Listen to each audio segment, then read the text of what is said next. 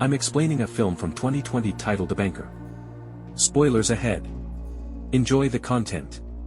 In 1965, we find Bernard Garrett in Washington, D.C., preparing to testify before a committee. However, the story soon transports us back to his childhood in Willis, Texas, in 1939. While working as a shoe shiner outside a bank, he overhears his customers talking about money and real estate speculation. He captures everything he overhears. He was listening to a bank meeting when a policeman noticed him and started to pursue him, threatening to reveal his spying on white people to his father. The following night, Bernard's father talks to his son and tells him stories of how, in his youth, young black men might be executed by hanging for less. He remarks that although Bernard is a gifted young man, no white man will allow him to become wealthy. But Bernard is certain that he will become wealthy someday. In 1954, we are taken to Los Angeles. Bernard is traveling to see his wife's uncle in a car, with his wife Eunice, and son Bernard Jr. The uncle suggests Bernard apply for a job at Northrop, a manufacturer of airplanes, but he respectfully declines, saying he will instead try his hand at real estate. His plan is to purchase real estate and rent it. The uncle starts to laugh and says he's not going to make it. When Tony's father gave his cousin a lift to work the previous evening, Tony apologized for his father's disrespect toward him. After Bernard departs, Tony's buddy Matt, a white lad, assumes Bernard must be well off since he drives a vehicle and asks Tony what Bernard does. Bernard is a property owner, Tony retorts. A few days later, Bernard and his spouse see a home in an affordable white neighborhood, but they lack the funds to make any renovations. His wife gets an idea and introduces him to Joe, a former co-worker who may be a co-investor. Bernard tells his wife he's not teaming with Joe, because he acts far too casually, carelessly and like a playboy, and he leaves without presenting his business concept. His wife is not pleased, because she believes he had the wrong impression of Joe, and wants Bernard to have another conversation. Bernard is still reluctant to collaborate with Joe's buddy, the governor, who comes as they are getting settled into their automobile outside. Subsequently, Bernard goes to see Patrick, the owner of the home he can afford, and requests a $10,000 loan for renovations, contingent upon Bernard purchasing the property. Patrick responds that's not how he makes deals after doing some calculations and figures. Even though few individuals possess such knowledge, Bernard quickly corrects Patrick when his figures are a little off, which thrills Patrick, but he still refuses to give him a loan. Bernard sees the present Patrick received from Mr. Reed, his banker at Mid-City Bank, sitting on a shelf behind him. Later, to speak with the banker, he drives to Mid-City Bank. He waits outside, because Mr. Reed isn't available to meet him. He introduces himself, and says that he has a business concept that would be beneficial to both he and Patrick, as Mr. Reed exits the office. After arriving back home, Bernard informs his spouse in the shed that he was unable to convince Mr. Reed. Suddenly, he gets a call from Patrick, who appears sincere, saying he heard Bernard speaking with his banker. Bernard uncomfortably responds that he doesn't think what he did corresponds to established business procedures when he asks whether it does. Now that he sounds better, Patrick says he'll sign the agreement and adds that he values individuals like himself who don't adhere to traditional business methods. The next day, Bernard celebrates by going out to a nightclub with his spouse. Joe approaches him, and they begin conversing. The next day, Bernard and Tony are seen beginning to renovate the house that he had purchased. They are told they can't be there, by a resident who sees them, but Bernard argues that he owns the building, and is permitted to carry out renovation work until 6 o'clock in the evening. As he walks into the apartment, he becomes enraged, calling him sarcastic and drawing attention to the building's white outside.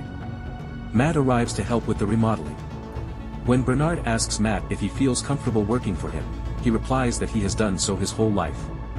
He emphasizes that his only worry regarding color is that his money is green when Bernard asks him whether he feels comfortable working for a black guy. They start renovating, but soon after, 2 policemen arrive and tell Bernard that someone in the building called them and said he was the owner. Matt feels threatened by the cops when he attempts to stand up for Bernard.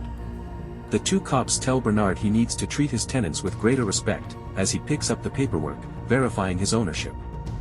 The elderly woman vacates the property, as soon as she discovers that Bernard and his family will be joining her as tenants, because she cannot abide the presence of black people.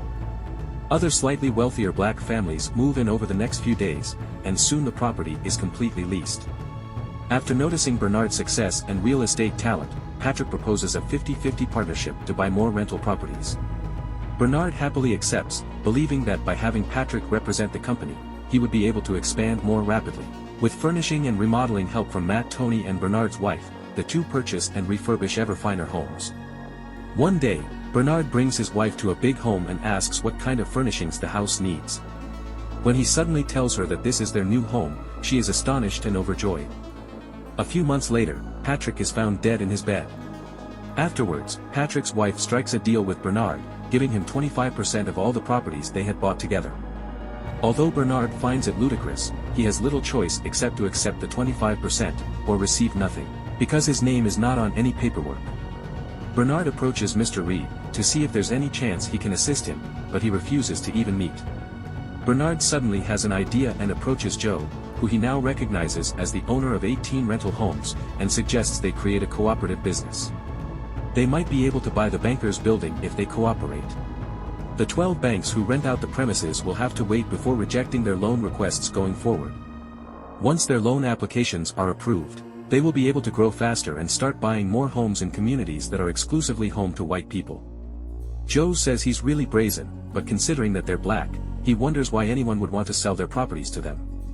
Though Matt is dubious, they ask him to represent their company in public. A waitress called Susie approaches Matt in a cafe because she thinks he's cute. She says that even though she is a few years younger than him, everyone recognizes him from Hollywood High.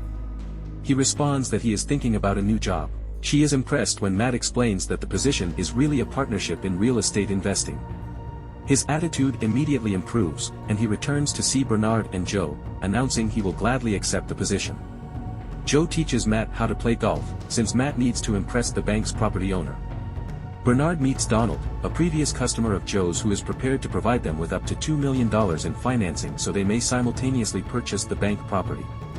Matt is shown to be suffering for a few weeks, going from knowing nothing to knowing a little bit, and then progressively improving at math and golf. He rapidly gets the hang of things, learns proper dining etiquette, and buys a suit. Bernard tells that they have arranged for Matt to meet up with Charles Renault, the owner of the banker's building, at a luxurious golf club while they talk about the purchase. As expected, Matt visits Charles a few days later and manages to wow him with his golf skills in order to seal the deal on the building acquisition for $1.56 million.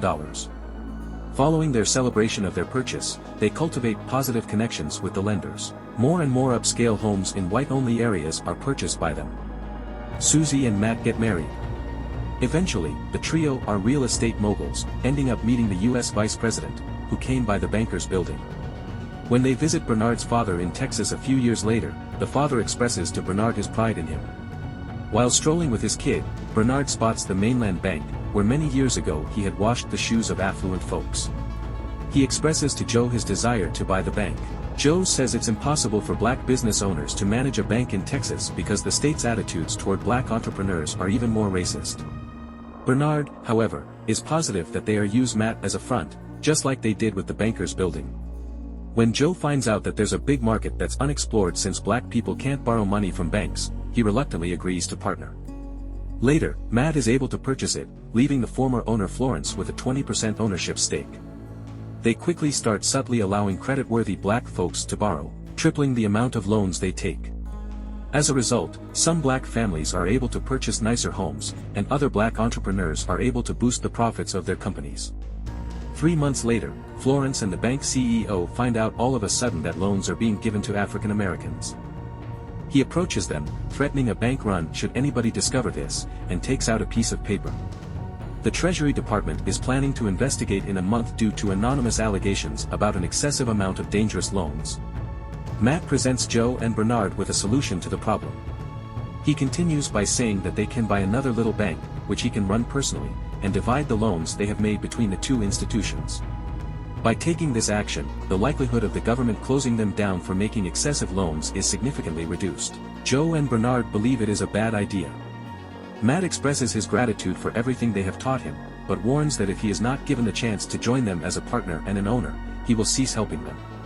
Despite the challenging circumstance, Joe and Bernard concur. Marlin Bank, their recently acquired bank, is purchased by Matt. They begin making the necessary financial changes to lower their risk within a few days.